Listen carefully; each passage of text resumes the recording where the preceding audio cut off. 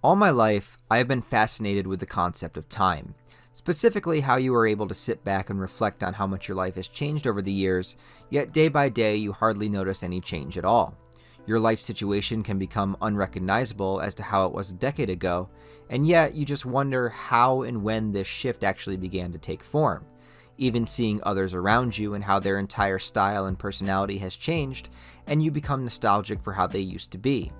And how gaps in time feel shorter and shorter as you get older. For example, 4 years when you're in high school feels like forever, but now while in my 30s, 4 years feels like a month. I'd like to take a moment to talk about a few aspects and themes of my favorite film of all time and why it means so much to me. Why a film about memory, relationships, change, and presence means what it does to me.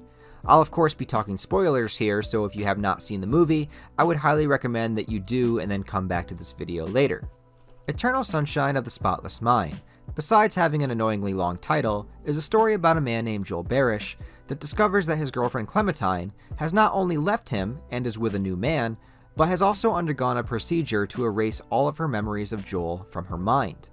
Enraged and depressed over this realization, Joel immediately goes to have the same procedure done for himself. And as he goes to sleep in his apartment, the doctors arrive to begin erasing his memories, starting with the most recent memory first and making their way to the beginning. Joel's consciousness is aware during this process, and as the memories begin to disappear, Joel realizes he does not want all of them to go away, and he must helplessly watch as they vanish one by one. In a way, we are time traveling through this man's life, seeing glimpses of what was important to him. And most of it is minuscule events of him and Clementine just sitting together, laying under the covers talking, or her showing him her new hair color that she's trying out. Little basic things that in the moment one may never think that they were special. They were just casual conversations and moments that happened spontaneously. It was only afterwards that the meaning was applied to them and they became important, and Joel was willing to give all of them up in his heightened state of emotion. To really talk about presence in the movie, I have to go all the way to the ending, to this scene. Just a fucked up girl who's looking for my own peace of mind. I'm not perfect. I can't see anything that I don't like about you. But you Right will. now, I can't. But you will. You know, you will think of things, and I'll get bored with you and feel trapped because that's what happens with me. Now, time and time again, I've seen clips and GIFs and videos of this scene cut off right here. And yes, it makes for a nice little depressive statement on a Twitter post, but cutting the scene off here does a disservice to the entire point of the movie, which is Joel's one-word reply to what Clementine says. Okay.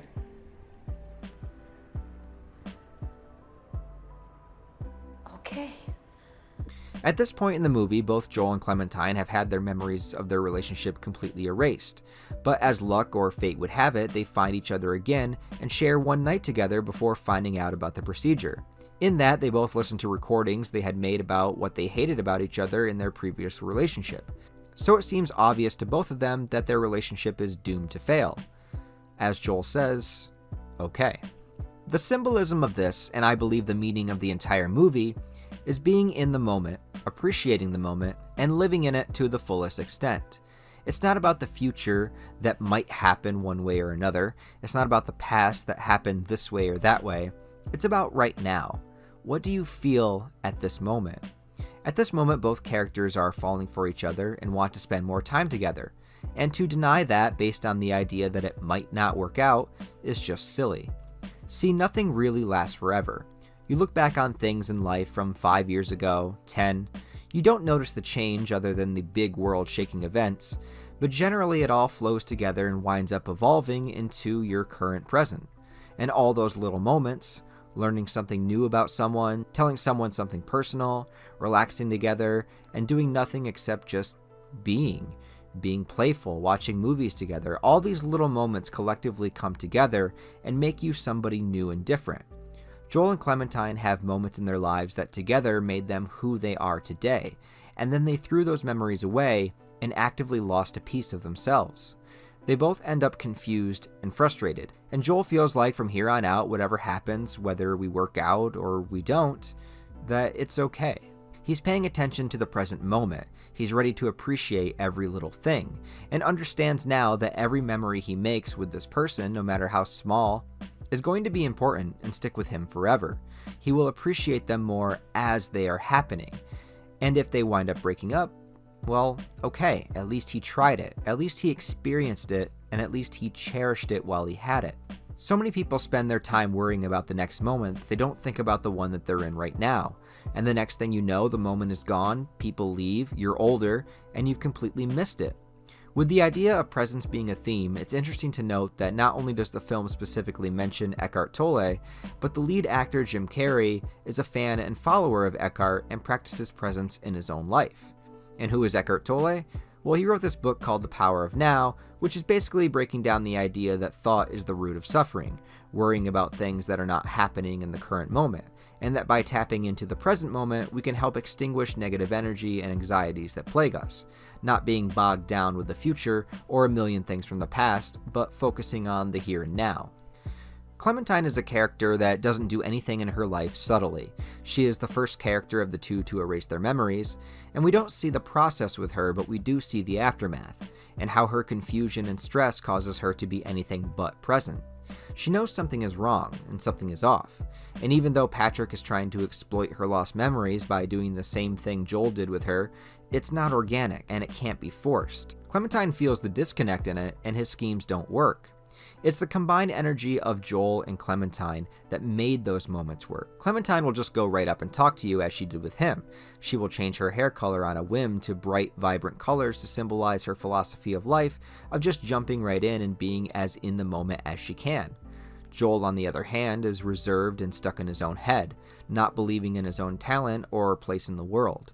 But Clementine's presence causes him to break out of his shell, to get to a place where he can laugh without a care, and connect with a person so well that he can truly look her in the eye and with conviction tell her how pretty she is.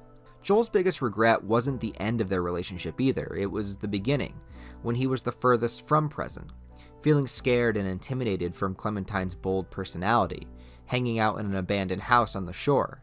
Joel walking away feeling uncomfortable, letting his negative thoughts and anxiety lead him away. He wanted to stay, specifically saying so in Jim Carrey's heartbreaking performance of the scene. By staying, he would have been remaining in the present and enjoying the moment, but he hadn't opened up enough yet, and so he left. So I think when it comes to Eckhart Tolle's philosophies in the movie, it's about coming to embrace and accept the present moment, and for some, it's hard to break that seal, and for others, they may be trying too hard to stay in that place. But two people like Joel and Clementine could bridge that gap and find the balance that they both needed. Lastly, let's talk about that long title. Sounding a little pretentious maybe, Eternal Sunshine of the Spotless Mind, and mostly I just refer to the movie as Eternal Sunshine. Making a valuable connection with another person is rare, and also unable to ever be forced. It can't be negotiated. Genuine connection and desire is a natural exchange of energy between people, and if allowed to exist, it will happen. Eternal Sunshine implies there is happiness, and the spotless mind refers to a mind chosen to extinguish specific memories. And I believe that the title is being tongue-in-cheek, it's being sarcastic, assuming you will be happier when you lose those memories. When the reality is, by doing so, you lose much of yourself and your evolution as a human being. It's the smug assumption that we can take control of what we think and feel without letting it be natural. I'd like to point out Patrick again trying to get with Clementine and absolutely failing. He was doing the same actions Joel did, but not from a sincere place. And you also have the character Mary, who is dating Stan, working on erasing Joel's memories, but Mary secretly has a crush on their boss, Dr. Mirzawick. When she's alone with the doctor, she attempts to kiss him, only to soon realize that she too once had her memory erased of her feelings for him. Her desire was genuine enough that she fell right back for him once more, just as Joel and Clementine meet again and fall naturally into place just as they had before. I wouldn't go so far as to saying it's a soulmate kind of thing, but I would say you can't manufacture happiness by getting rid of something that is natural to you. Some people just have that natural draw and connection. Yes, things may not work out as previously discussed with Joel and Clementine, or obviously that the doctor is already married, but it shows that the memory erasing idea consistently loses its power. It's not a fix, but more of a painkiller that will hide the symptoms, but won't take care of the root cause. Allowing themselves to be true to what they naturally feel makes them fall for each other all over again. The lessons in Eternal Sunshine resonate with me on a personal level, and I think a lot of romance movies and things are very cookie cutter and by the book. Characters generally have little chemistry other than being attractive, and the ending is some BS happily ever after that makes no sense, and it's just thrown in to make your audience feel like it was worth watching. The ending of Eternal Sunshine ends with the word, okay. We don't know if Joel and Clementine stay together this time. Maybe they do, maybe they don't. But both are going into it ready to enjoy the present moment and to keep the memories safe and secure. In a movie with a large fantastical element, it ends on a real true-to-life moment. In that, let's just see what happens, don't try to force it. I believe both characters are okay with either outcome, and in all probability it might not work out in the end. But why lose a piece of yourself in the process? Why not live for now? Accept every moment as it comes. Feel that genuine happiness as it happens through you rather than when you're just looking back. True importance is found while being present.